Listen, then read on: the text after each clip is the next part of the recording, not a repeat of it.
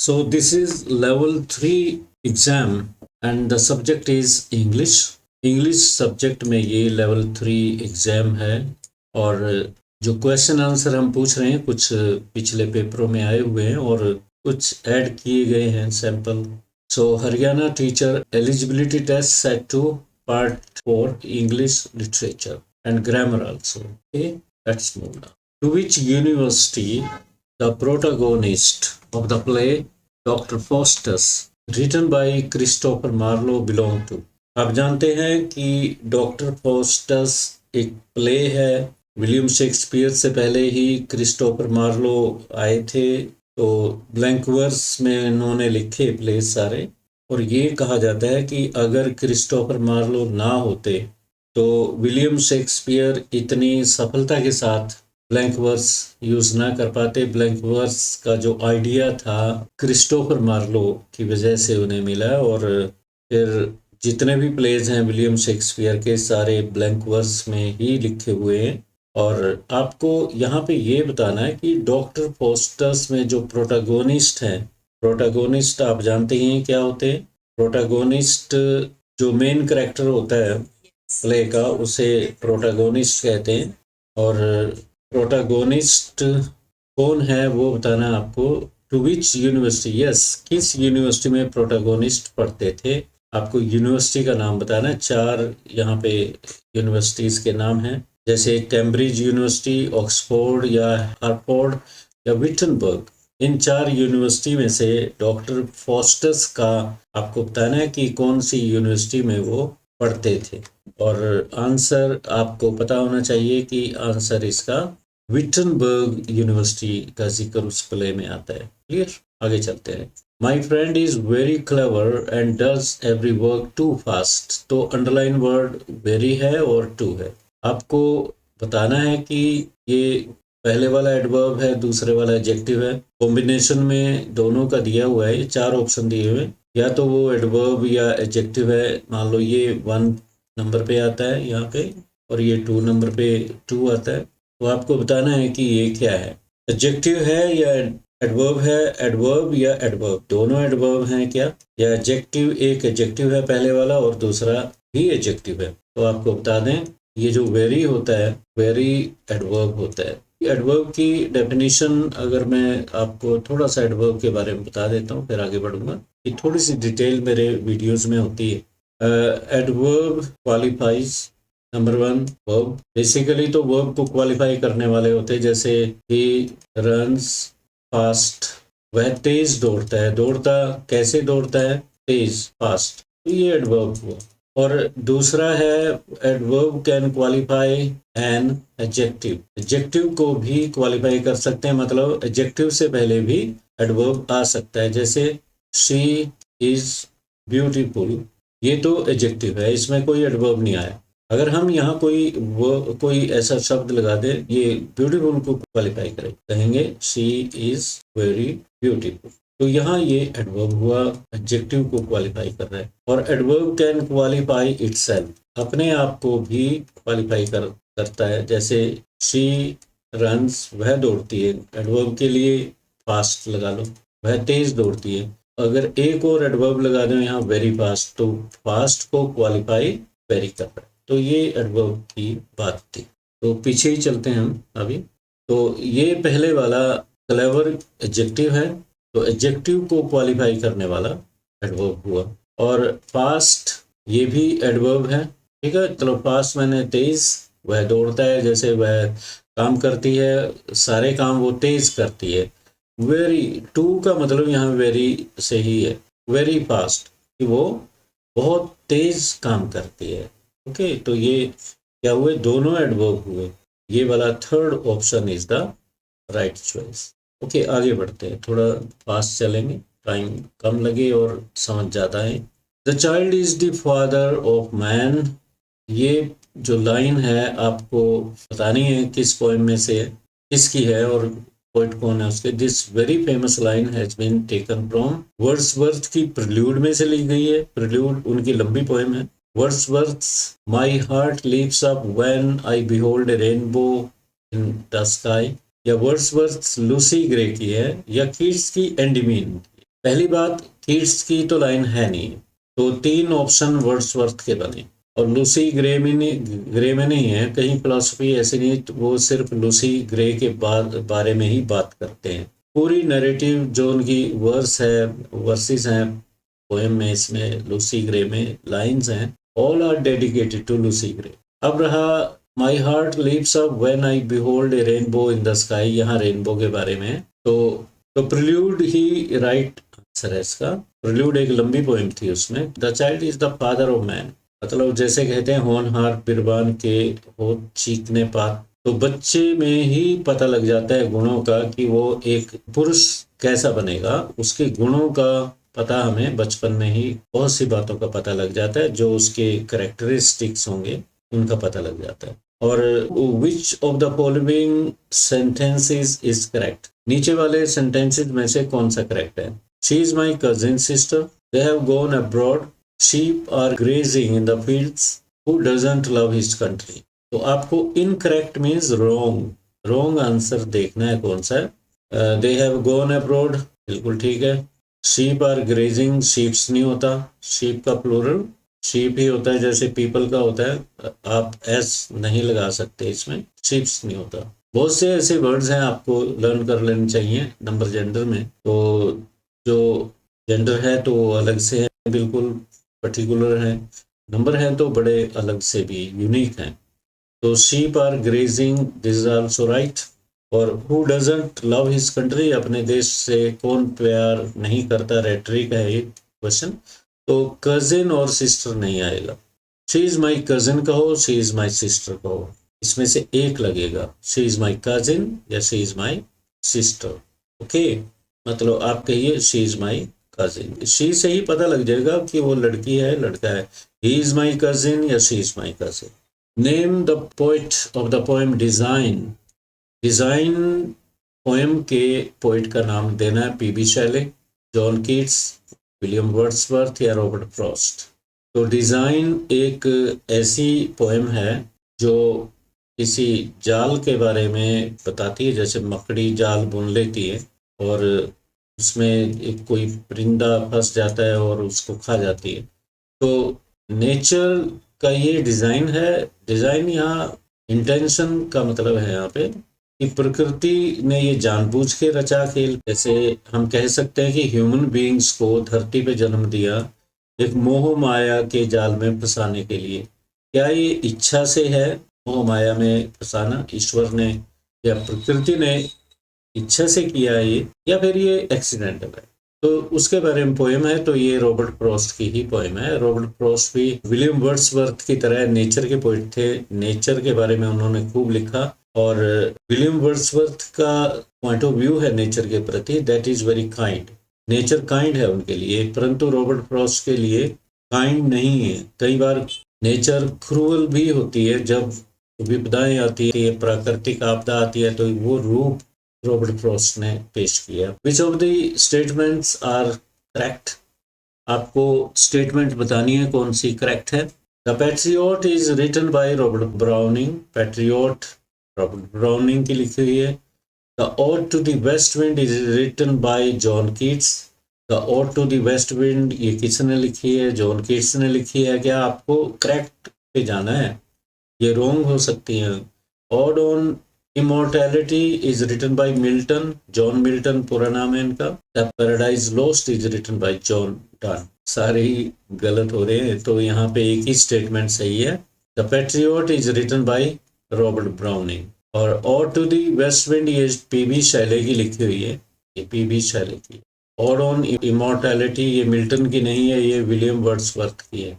और the paradise lost ये Milton का है, जॉन मिल्टन का है। समझ आ रहा है ना, आगे चलते हैं। The dying soldier said O for a glass of water, narration का क्वेश्चन है, डायरेक्ट एंड इनडायरेक्ट स्पीच, आप जानते ही होंगे, इसको कर लो आप। इनडायरेक्ट स्पीच का क्वेश्चन तो आता ही आता है पेपर में। O for a glass of water कौन सा सही है? The dying soldier said that he didn't have glass of water, wrong. The dying soldier asked someone if there was no. The dying soldier told that, इसमें said के बाद अगर to नहीं है तो told तो बनता ही नहीं है, पहली बात। और क्वेश्चन आस्क्ड इसलिए गलत है, ये क्वेश्चन नहीं है। कुछ तो आप कॉमन सेंस से ख़त्म कर सकते हो। सेड दैट ये सही हो सकता था, सेड दैट ही डिडंट, यहाँ पे सब्जेक्ट वगैरह कुछ नहीं है, didn't have glass of water, इस तरह की बात इसमें भाव ये नहीं है, ये एक्सक्लेमेटरी सेंटेंस है, उसको देखेंगे बाद में। पहले ये रिजेक्ट कर लो, आस्क्ड खत्म, टोल्ड खत्म, तो ये ही वजह स्ट्रॉन्गली डिजायर्ड या wished, the dying soldier strongly desired या wished for a glass of water is the correct choice. आगे बढ़ते हैं। What is the phrase cruel kindness? Literary devices में आपको ये क्वेश्चन आते हैं, फिगर ऑफ स्पीच वगैरह के क्वेश्चंस हैं। पैराडॉक्स क्या होता है, ऑक्सीमोरॉन क्या होता है, पन क्या होता है, एंटीथीसिस क्या होता है, तो इनकी डिटेल मैं आपको दिखा देता हूँ एग्जाम्पल के समेत, नहीं तो डबल काम करना पड़ेगा, ये भी दिखाऊंगा और आपको समझाऊंगा भी, साथ साथ समझ लेते हैं। पैराडॉक्स क्या होता है? अपोजिट स्टेटमेंट्स प्लेस टुगेदर, तो अपोजिट स्टेटमेंट होती है और मीनिंग विपरीत कंट्रास्टिव मीनिंग निकलता है। The enemy of my enemy is my friend, मतलब मेरा एनिमी, मेरे दुश्मन का दुश्मन मेरा दोस्त ही है। हमारा माइंड ही हमारा दुश्मन है, तो माइंड हमारा दुश्मन कैसे हो सकता है? तो ये कहीं ना कहीं अपोजिट थॉट है। The enemy of my enemy is my friend, तो अपोजिट स्टेटमेंट्स इस तरह रखी जाए साइड बाय साइड या फिर आगे पीछे थोड़ा बहुत हो सकता है उनमें, तो पैराडॉक्स होता है। विरोधाभास इन्हें हिंदी में कहा जा सकता है, विरोधाभास। ऑक्सीमोरॉन क्या होता है? वर्ड्स या फ्रेजेस अपोजिट इन मीनिंग, काफी कंफ्यूज करते हैं ऑक्सीमोरॉन और ये पैराडॉक्स। ऑक्सीमोरॉन तो शब्द होते हैं जैसे क्रूअल काइंडनेस, काइंडनेस दया होती है और निर्दयतापूर्ण दया कैसी हो सकती है? तो ये डैफनिंग साइलेंस, साइलेंस भी है और बहरा कर देने वाली साइलेंस, तो ये अपोजिट दो वर्ड्स हैं जिनको डीप मीनिंग निकालने के लिए यूज किया जाता है। एक ऐसा प्रभाव बनता है जो काफी गहरा होता है। जैसे डॉक्टर ऑपरेशन करते हैं तो their act is cruel kindness, उनका जो एक्ट है वो क्रूअल काइंडनेस का है, उसमें दया भी है और क्रूअल्टी इसलिए है कि चीरफाड़ करते, तो ये क्रूअल काइंडनेस का एग्जाम्पल हुआ ऑक्सीमोरॉन। पैराडॉक्स में स्टेटमेंट्स हो, सेंटेंसेस भी हो सकते हैं सिंपल वगैरह। पन क्या होता है? It's a play on words, शब्दों का खेल होता है। जैसे dear is deer but dear, deer मैंने हिरन, हिरन प्यारा है परंतु महंगा है, हिरन डियर प्यारा, और यहाँ पे इसका मतलब महंगा, डियर प्यारा है लेकिन महंगा है। और देखता हूँ अगर एक स्लाइड और है, सुनिए यहाँ पे एक और एग्जांपल मैं देता हूँ इसका पन का। I saw a saw which could not saw, I saw a saw which could not saw, meaning क्या हुआ इसका? ये प्ले ऑन वर्ड हुआ, 3 वर्ड्स सॉ यूज किए गए। तो सॉ पहला देखा, मैंने पहले का मतलब देखा, दूसरे का आरा, मैंने एक आरा देखा जो चीरता नहीं था, सॉ मैंने चीरना भी होता है, जो आरा लकड़ी को चीरता है उसको सॉ बोलते हैं, सॉइंग। एंटीथीसिस क्या होता है? पेयरिंग कंट्रास्टिंग आइडियाज टुगेदर, इसमें भी एंटीथीसिस में भी पेयरिंग होती है कंट्रास्टिव आइडियाज को, जो आपस में अंतर है, डिफरेंस है, उनको अलग side by side. Hope for the best जैसे कह दिया, मतलब अच्छे की कामना करो but prepare for the worst, और बुरे के लिए तैयार रहो। कॉमन सेंटेंस है, काफी यूज होता है। तो ये एंटीथीसिस है, यहाँ एकदम कंट्रास्ट पैदा हो रहा है बहुत बड़ा। एंटी क्लाइमैक्स आपने सुना होगा, क्लाइमैक्स चरम सीमा होती है, ऊपर की तरफ जब कोई घटना ऐसे नैरेटिव है या फिल्म का सीन है, वो फिल्म जो होती है क्लाइमैक्स पे गई, फिर धीरे धीरे एंड तक जाती है, चरम सीमा जो होती है क्लाइमैक्स होती है। तो एंटीथीसिस उसका बिल्कुल विपरीत होता है, ये नीचे की तरफ होता है, मतलब एक नेगेटिव मीनिंग देता है उसमें। तो ये antithesis, hope for the best but prayer for the worst. Epigram क्या होता है? An epigram is a concise, clever and sometimes paradoxical statement, ये भी पैराडॉक्सिकल स्टेटमेंट होती है, इसमें भी विरोधाभास होता है कहीं। There are no gains without pains, मतलब गेन्स और पेन्स, पेन्स मैंने दुख, सफरिंग, मेहनत वगैरह करता है आदमी, तो बिना दुखों के गेन नहीं होता, लाभ नहीं होता। इस तरह की स्टेटमेंट जो होती है एपिग्राम होती है, कहावतें बन जाती है और यूज होती है, कोटेबल कोट्स होती है। आगे बढ़ते हैं। Select the right conjunction from the given in the following sentence. This is one of the best options you can choose. तो इसमें 4 ऑप्शन हैं, हु, दैट, whom, whose। अब एक एक करके आपको खारिज करने हैं, रिमूव करने हैं। हुज मैंने जिसका, ये पोजेशन शो करते हैं आमतौर पे। इस तरह का सेंटेंस होता है, the book whose owner is, इस तरह से, मतलब जिसका, इस किताब जिसका ओनर वो है, इस तरह का सेंटेंस होता है। whom, ये जिसको, the boy whom you want to meet, want to meet, मतलब whom के बाद एकदम सब्जेक्ट मिलेगा आपको। यहाँ पे ब्लैंक, जैसे ये ब्लैंक है तो मान लो whom भरना चाहिए था आपको, तो आप यहाँ पे ये सब्जेक्ट आ गया। This is one of the best options whom you can choose। whom तो आएगा, ये नॉन लिविंग थिंग है, ह्यूमन बीइंग नहीं है। ह्यूमन बीइंग के लिए whom आता है अगर सब्जेक्ट इस तरह मिलता है। तो यहाँ पे आएगा that you can choose. This is one of the best options that you can choose. वो नहीं आ सकता क्योंकि ऑप्शन चूज कर रहे हैं, this is non living thing. और दैट दोनों में आ जाता है, नॉन लिविंग और लिविंग में भी। हुज पोजेशन शो कर रहा था इसलिए ये नहीं। नेक्स्ट सेंटेंस है लुक, ये इंपेरेटिव सेंटेंस है। Look is imperative sentence. पूरा सेंटेंस यू डोरमेंट होता है, ये छुपा हुआ होता है।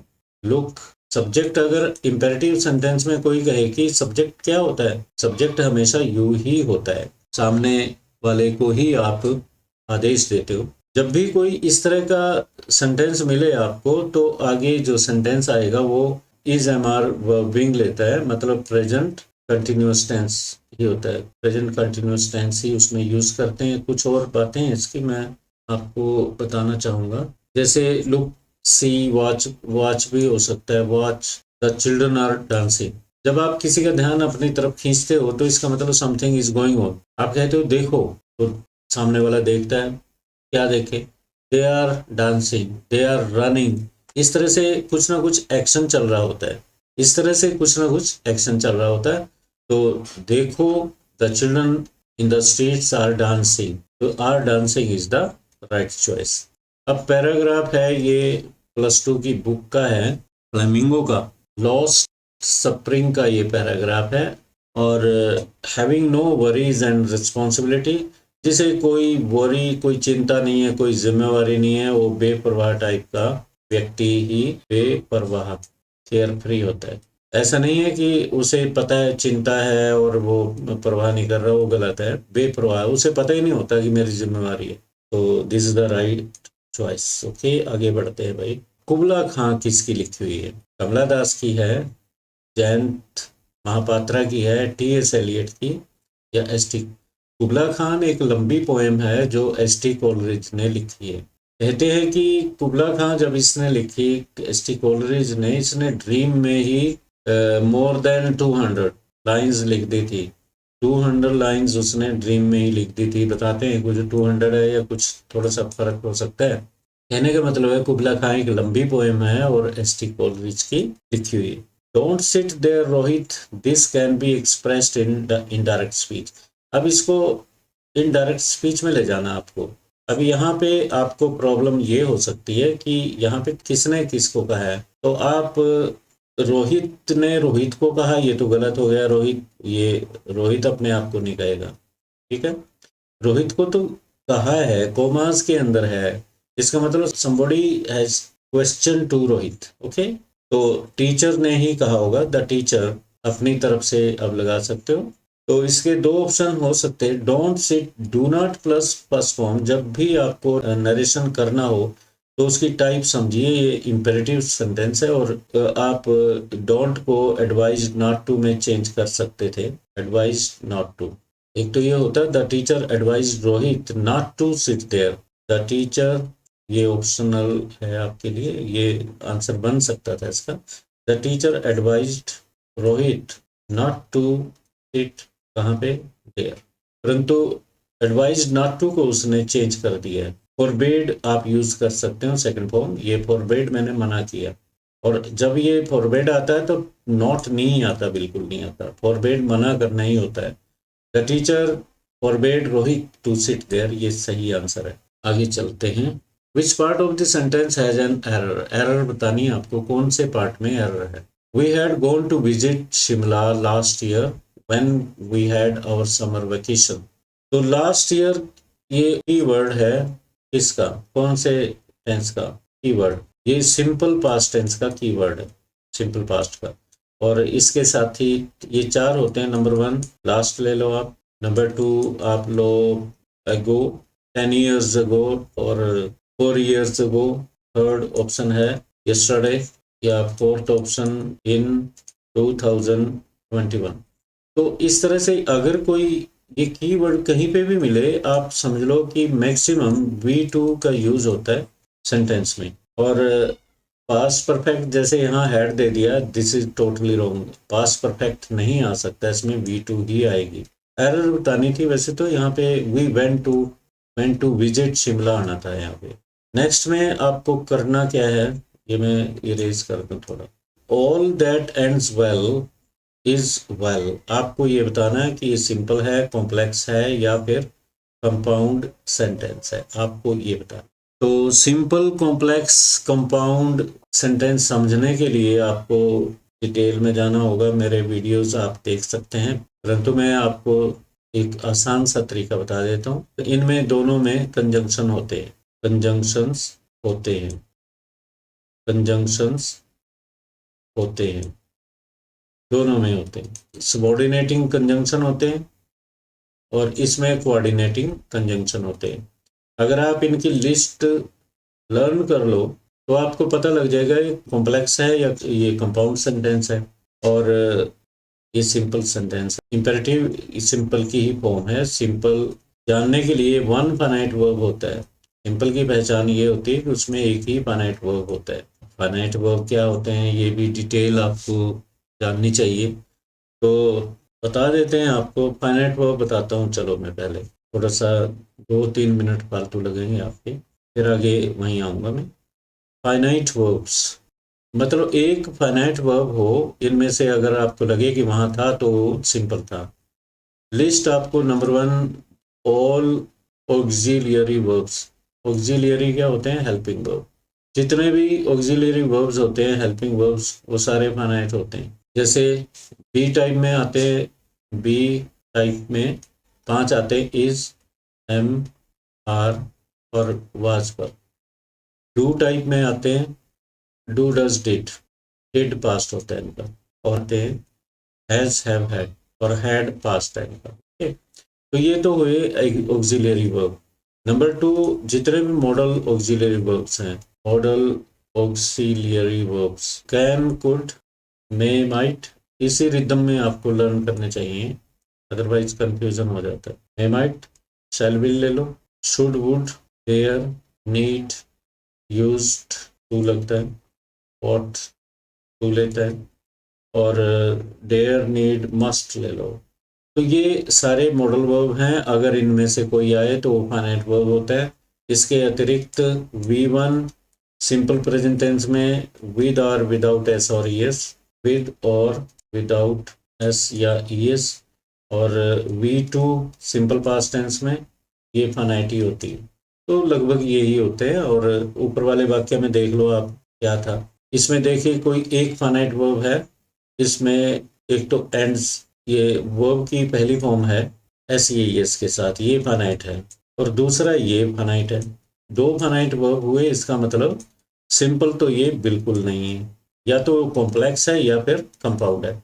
अब कंपाउंड या कॉम्प्लेक्स का डिफरेंशिएट करने के लिए आपको जानना होगा कि ये जितने भी सबऑर्डिनेटिंग कंजंक्शन है, जैसे व्हेन, वेयर, व्हाई, ये इनकी लिस्ट है। मैं किसी न किसी वीडियो में कल को या जब भी नेक्स्ट बनाऊंगा तो ये आपको मैं लिस्ट दे दूंगा। यहाँ पे दैट एंड्स वेल, यहाँ पे एक क्लॉज हुई, और दूसरा पार्ट है all is well. That conjunction जो है सबऑर्डिनेट है, तो दिस इज कॉम्प्लेक्स सेंटेंस। तो ये आंसर सही था इसका। I hope you must have understood it. Aunt Jennifer's fingers fluttering through her wool find even the ivory needle hard to pull. Aunt Jennifer's tigers, तो इसमें meaning बताना है आपको कि आपको क्या लगता है मीनिंग क्या है इसका। Aunt Jennifer's eyesight has grown weak.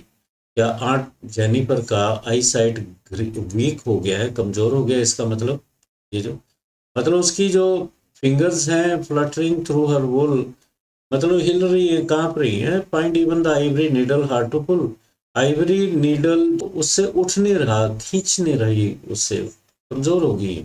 Ivory needle is very heavy, ये भी गलत है, ये भी गलत है। आई साइट का कोई मतलब नहीं है। Threads in the panel are knotty, ये भी उसमें थ्रेड गांठे पड़ गई हैं इसलिए खींच नहीं रहा। Fingers of aunt Jennifer have grown too weak to pull, यही सही आंसर है।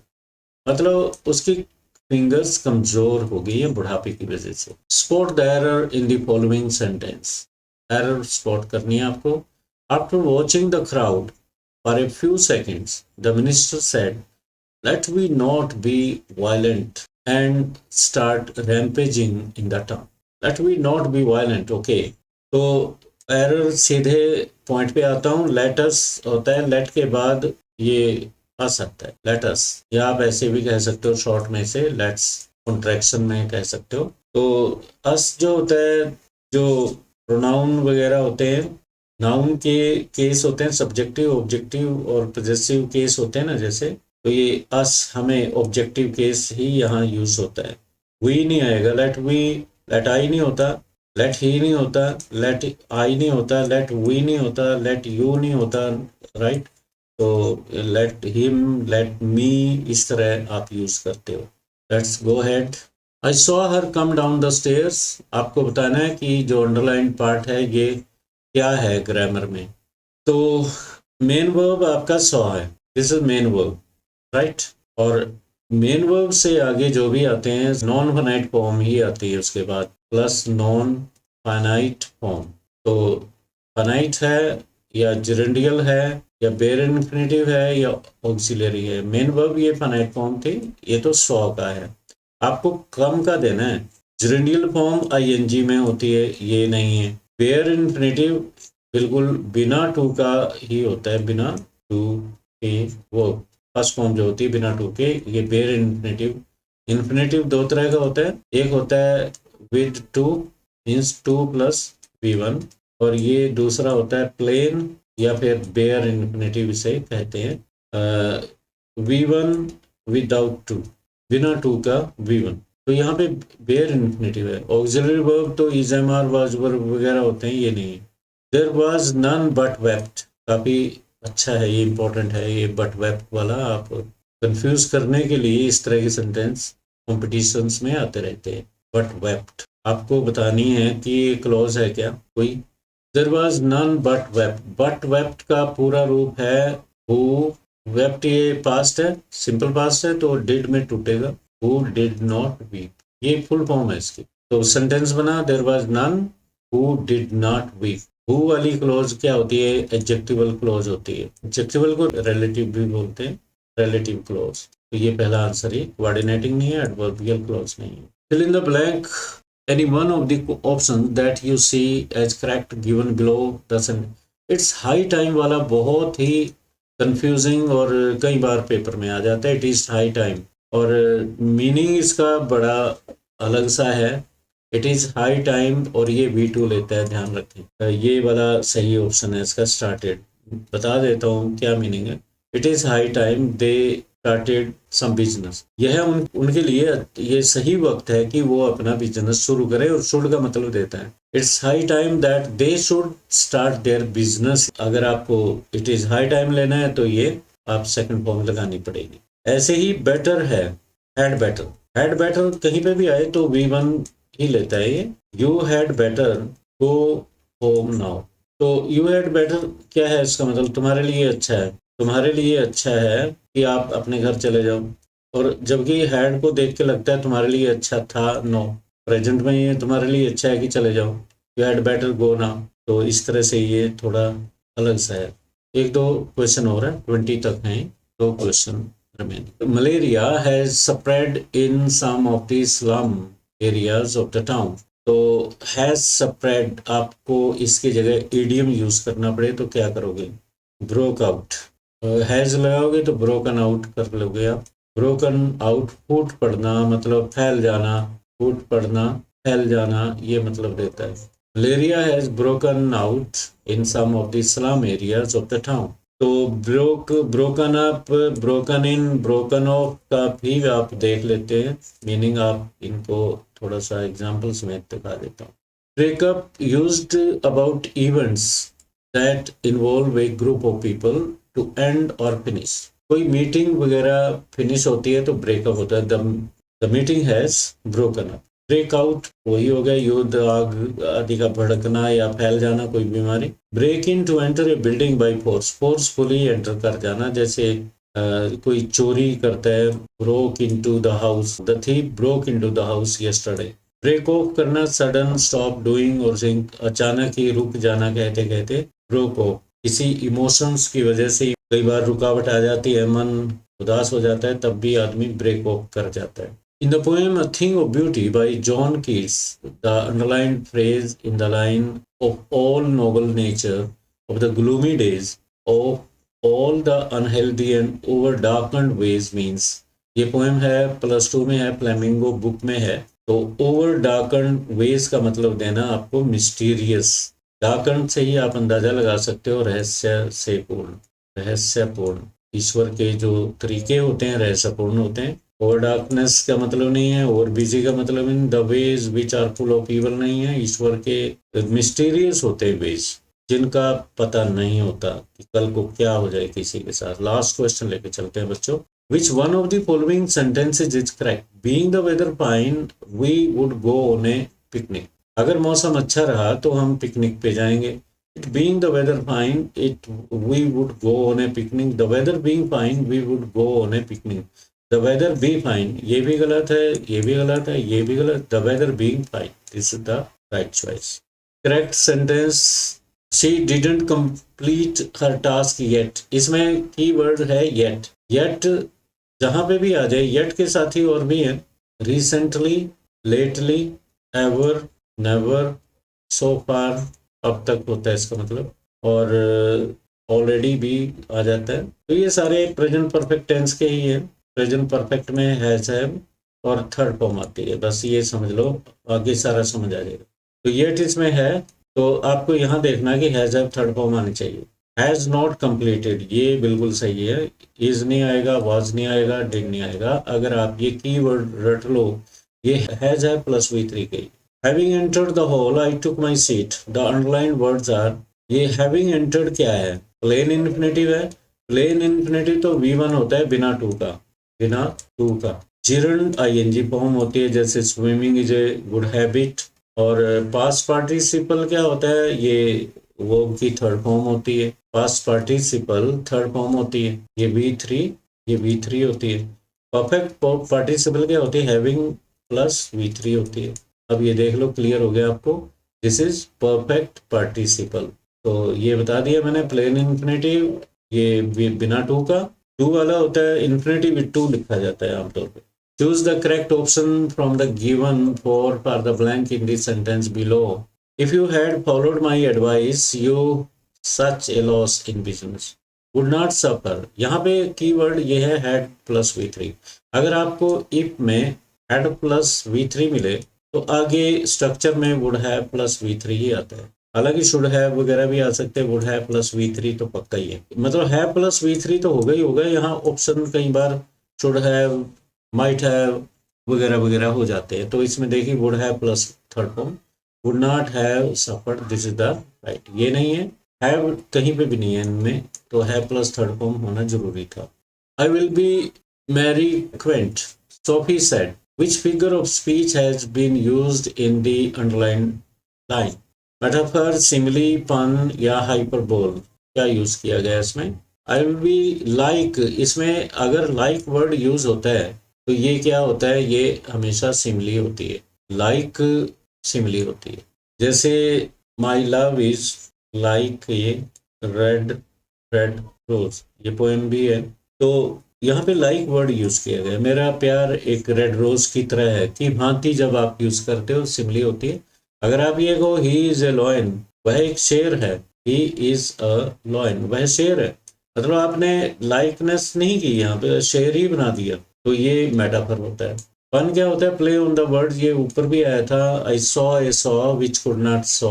हाइपरबोल ये बढ़ा चढ़ा के, हिंदी में जैसे कहते हैं उसने रो रो के आंसुओं से टब भर दिए, तो वो क्या होता है, हाइपरबोल होता है। मतलब अतिशयोक्ति जैसे होती है, अतिशयोक्ति हालांकि एग्जैजरेशन होती है, तो हाइपरबोल थोड़ा इस तरह का होता है। आगे एग्जाम्पल भी शायद लिए, पहले ये देख लेते हैं। She has excellently done her work, यहाँ वर्क आएगा। ये एल वाई वाले सारे एडवर्ब होते हैं। और एक्सीलेंट रिमार्क्स ये नाउन है, नाउन से पहले जो भी आता है दैट इज एडजेक्टिव। क्वालिफाइंग होते हैं, मॉडिफायर बोलते हैं उन्हें। तो ये क्या है, एक एडवर्ब है पहले वाला और दूसरा एडजेक्टिव है, ये वाला ऑप्शन है। Hyperbole, I am so hungry I could eat a horse, ये हाइपरबोल होते हैं। Okay, which part in the following sentence has an error? No sooner I step out of my house than it started raining. तो no sooner वाला जो part होता है ये helping verb लेता है। no sooner यहाँ पे सब्जेक्ट से पहले हेल्पिंग वर्ब आएगा। Step out, did I step या हैड आई स्टेप, ये तो यहाँ पे आएगी, इसमें गलती है। If I were you I would do partnership in this business. If I were you narration का है, और नरेशन में अगर आपको ये इमेजिनरी सिचुएशन आ जाए तो जो करते हुए होता है, कोई चेंज नहीं होती। तो अब ये देख लो, जिसमें ये पूरा सेंटेंस यही है, I said that if I were you I would, ये this is the right answer. इसमें चेंज नहीं होती, ये सारे गलत। इमेजिनरी सिचुएशन सेम रहती है। Okay, it will be continued.